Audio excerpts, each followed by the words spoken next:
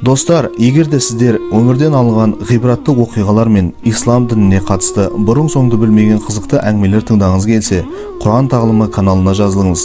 Сондай-ақ әрдайым төменгі жаққа пікір қалдырып, лайк басып, достарыңызбен бөлісіңіз. Неғұрлым көп көрермен жиналған сайын, соғұрлым қызықты әңгімелер шығады. Ендеше достар, каналға қолдау білдіріңіз. Ислам әлеміне аты кеңге таралған белгілі ғалым Хасан әл-Басри өзінің басынан өткен жайтты былай баяндап береді. Күндердің күнінде сапардан қайтып келе жатып, қалаға жақындағанда жолдан табыт көтеріп бара жатқан 4 кісіні көрдім. Мәйіттің артында басқа ешкім болмағанына таңғалып, қабірге дейін олардың соңынан жүріп отырдым. Мазарға жетіп, табытты қойғаннан кейін әлгі 4 кісіге барып, сендер неге 4 адамсыңдар? Марқұмның артында басқа ешкім жоқ па еді деп сұрадым. Сонда олардың біреуі сөз алып, бізге ана отырған бейтаныс кемпір ақша беріп, ешкімге тіс жармастан мәйітті жуып, оған кебін кигізіп, осында алып келіп жерлеуге тапсырыс берген еді. Біз де оның айтқанын орындадық деді. Бұған таңғалған Хасан әл-Басри әлгі кемпірді сырттай бақылады. Біршама қабір басында үнсіз отырған кемпір екі тізесін жерге қойып, қолын жайып, «Ей Раббым, бұл менің күнәға белшеден батқан ұлым еді. Оны өз рахымыңа бөлей көр. Расында сен ең рахымды жаббарсың» деп көзіне жас алды. Ұзақ уақыт жылағаннан кейін кенет күле бастады. Сосын орнынан тұрып қалаға қарай бет алды. Сол сәтте мен кемпірдің бұл әрекетінің мәнін білейін деп оны тоқтатып, «Сәл кідіре тұрасыз ба? Мына жерленген кісі кім? Ол қандай адам еді?» дедім. Кемпір маған қарап, «Бұл сені не үшін қызықтырып тұр? Кім боласың өзі?» деді. «Мен мұсылмандар арасында танымал ғалым едім. Есімім Хасан әл-Басри» деп өзімді таныстырдым. Сонда кемпір көп ойланбастан, «Ғалым болсаң айтайын. Егер сен басқа біреу болғанда мән-жайды айтпас едім. Бұл менің балам, өмірінде жасамаған жамандығы қалмады. Жүрегі қарайған адам болатын. Оның бұл әрекетін туған туыстан бөлек айналамыздағы бүкіл халық білетін. Арада бірнеше жылдар өтсе де, ана ретінде күні-түні балам үшін жаратқаннан хидаят сұрап, дұға етумен болдым. Рахымды Раббымның мейірімі кең ғой, сол дұғамды қабыл еткен болар. Бір күні балам тура жолға түсіп, шынайы тәубеге келді. Мүлде жақсы адамға айналды. Көп ұзамай балам қатты ауырып, төсек тартып жатып қалды.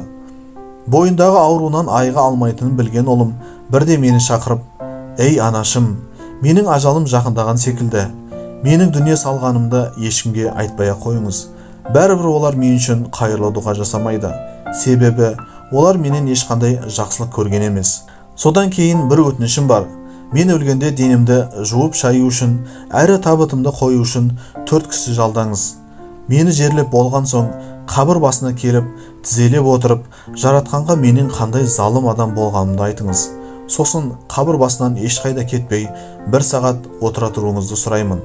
Өйткені Аллах тағала сізге сол уақыт ішінде бір белгі беруі мүмкін» деген еді ұлым. «Ей Хасан, мен ұлымның осы айтқанын бұлжытпай орындап, қабірдің басында 1 сағат отырып дұға еттім. Сол уақытта көрішінен, «Ей анашым, болды, кері қайта беріңіз. Мен Раббымның мейіріміне бөлендім. Ол сондай рахымды екен» деген баламның даусын естідім. Сол сәтте мен дереу жасымды тыйып, қуанғанымнан жүзіме күлкі ұялады деді. Сонда мен мұндай ғажап жағдайды естіп, Құран кәрімде айтылған Аллах тағала рахымдылардың ең рахымсыз деген аяттың мағынасын іс жүзінде көргеніме қатты таңғалдым деген екен.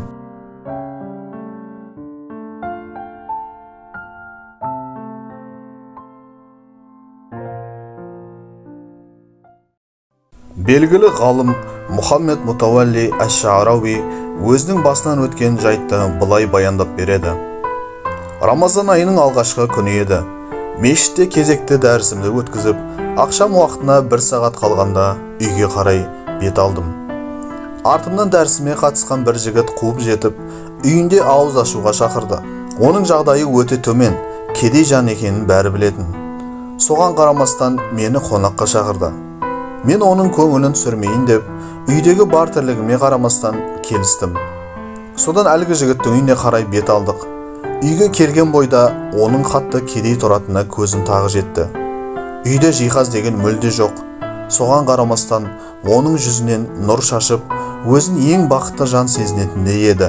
Біршама уақыттан кейін жігіт менің жаныма жақындап, «Ұстаз, мен мына терезенің түбінде таңертең күннің сәулесі түсе бергенде әрдайым Құран оқимын. Бұл үй менің бар байлығым, және өзімді мұнда жәннатта өмір сүретіндей сезінемін», деді қуанышымен бөлісіп. Содан кейін жігіт әйеліне барып, «Мына кісі бүгін біздің үйден ауыз ашады, дастарханыңды дайында», деді.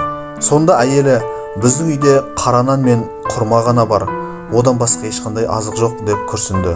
Мен екеуінің ыңғайсызданып тұрғанын бірден түсіндім. Сосын жігітті шақырып, «Балам, маған қатты әуре болмаңдар. Мен күнде ауызды сумен ашып, сосын мүмкін болса нанның өзі жетеді. Одан артық көп жей алмаймын», дедім.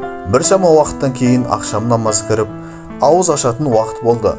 Тиісті сумен ауыз ашып, құрма мен нанның өзіне қарным қатты тойып кетті.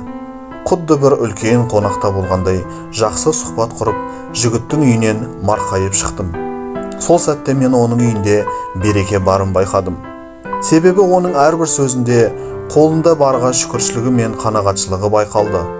Көңілі болса кең, пейілі мол, әрі жомарт азамат екені көрініп тұрды. Арада бірнеше күн өтіп, елде аты шыққан бай кәсіпкер азамат мені ауыз ашырға тағы шақырды. Оның да үйіне барып ауыз ашу мүмкіндігі туды. Үйі үлкен зәулім сарай еді. Ауласында жеміске толы бақшалары бар. Ауызды ашып болған соң бай кісі жаныма келіп, жолының болмай жүргенін айтты. Кәсібі болса алға баспай, тапқан табысының берекесі жоқ, деді.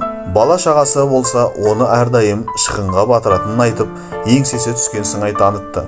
Мен болсам, малының есебі жоқ осындай байдың ұзын сонар шағымын естіп, жеген асымды қорыта алмай үйден әрең шықтым. Сол уақытта мен қолда барға шүкіршілік ету мен шағымданудың қандай айырмашылығы бар екеніне көзім жетті. Өйткені шүкіршілік ол Аллахтың берген нығметіне шынайы риза болумен келеді. Ал қомағайлық, дүниеқоңыздық Аллахқа деген ойдың бұзылуынан келеді екен. Сонда ардақты пайғамбар алейхиссалату вассаламның мына бір хадисі есіме түсті. Кімде-кім таңертең ұйқыдан аман есен оянса, дені түрлі кеселден сау екенін білсе, ішерге азық түлігі болса, онда ол адам үшін дүниедегі ең қымбат нығметтер берілгенін білсін, деген екен.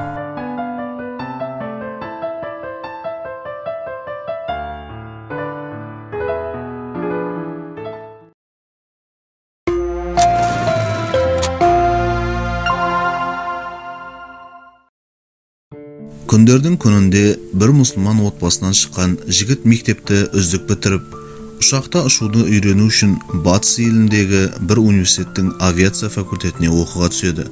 Ол оқу барысында батыстың мәдениетімен жақын танысып, өзін білім жолына арнайды. Содан арада бірнеше жыл өтіп, ол оқуды тамамдап еліне оралады. Оның ата-анасы дастархан жайып, барынша жақсы қарсы алады. Студенттік кезде басынан өткен қызықты оқиғалармен бөлісіп, отбасы жақсы уақыт өткізеді. Сосын құптан намазы кіріп, олар мешітке бару үшін дайындалады.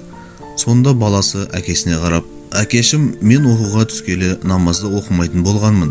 Батыстың бұл тұрғыдағы діни көзқарастары бізден ерекше екен. Олармен тығыз араласып, бүгінде менің де көзқарасым өзгерді. Сосын намазды тастадым. Қазір мысалы ислам дініне деген күмәнді сұрақтарым өте көп. Оларға толық көз жеткізбей, мен дінді толық қабылдай алмаймын», дейді. Мұндайды күтпеген әкесі біраз үнсіздіктен кейін баласына қарап, «Сені қандай сұрақтар мазалайды сонда?» дейді. «Бірінші сұрағым, расында Аллах тағала бар ма өзі? Егер бар болса, оны сипаттап беріңізші. Екінші сұрағым, тағдыр деген не? Үшінші сұрағым, шайтан оттан жаралғаны белгілі. Ендеше ол тозақта отқа қалай жанады?» дейді. Сол сәтте әкесі баласының бетінен шапалақпен тартып жібереді. Бұған долданған баласы, «Неге бетімнен ұрдыңыз? Мен қойған сұрақтарға жауап бере алмағысын солай жасадыңыз ба?» дейді. Сонда әкесі байсалдылықпен сөз алып, «Менің бұл әрекетім сен қойған сұрақтардың жауабы болып табылады. Ендеше не сезгеніңді айтып берші», дейді. Баласы бетінің қатты ауырып жатқанын жеткізеді. Сонда әкесі сөзін жалғастырып, «Сол сен сезінген ауруды маған көрсетші». «Әрине көрсете алмайсың. Себебі біз ауруды көре алмасақ та, оны сезіну арқылы барын білеміз. Бұл сенің бірінші сұрағыңа жауап. Яғни біз Аллах тағаланың бар екенін екі көзбен көре алмасақ та, оны күнделікті өмірде барын сезінеміз. Екінші сұрағыңа келер болсақ, сен бұған дейін үйге келмес бұрын менің осылай сенің бетіңнен ұрады деп ойладың ба? Әрине жоқ. Олай болса, тағдыр деген ол бір нәрсенің боларынан бұрын оның болатынын білмеуді айтады. Ал үшінші сұрағыңа келер болсақ, менің қолымда сенің бетіңде еттен құралған. Соған қарамастан сен бетіңде ауруды сезініп тұрсың. Сондықтан Аллах Тағала шайтан қаншалықты оттан жаралса да, оны тозақта қалағанша азаптайды. Егер жаратқан Жаббардың құдіретін білгің келсе, сен оқыған ұшақтың кабинасына зер сал. Онда мыңдаған батырмалар, экрандар мен түрлі басқа да электронды жабдықтар бар. Осылардың барлығы бір ұшақты қозғалтып, дұрыс тепе-теңдік сақтап әуеде ұшыру үшін жасалған. Ал көкте самғаған құстың жаратылысына бір сәт мән бер. Оның басында дәннің дақылындай миы ғана бар. Сол жұмырдай мидың жұмыс істеу функциясы ұшақтағы бүкіл кабинадағы электронды құрылғылардың қызметін атқарады. Олардың әуеге көтерілу үшін ешқандай мотордың, ұзын сонар қанаттың, басқа да мыңдаған техникалық көмектің қажеті жоқ. Бұл жайында қасиетті Құранда көкте самғаған құстарға қарамайсыңдар ма? Оларды аспанда қалқыған күйде Аллахтан басқа ешкім ұстап тұрған жоқ делінген. Әкесінің мұндай дәйекті сөздеріне қанағаттанған баласы көзіне жас алып, тәубеге келіп, күнделікті 5 уақыт намазды мешітте жамағатпен оқуды қайта әдетке айналдырған екен.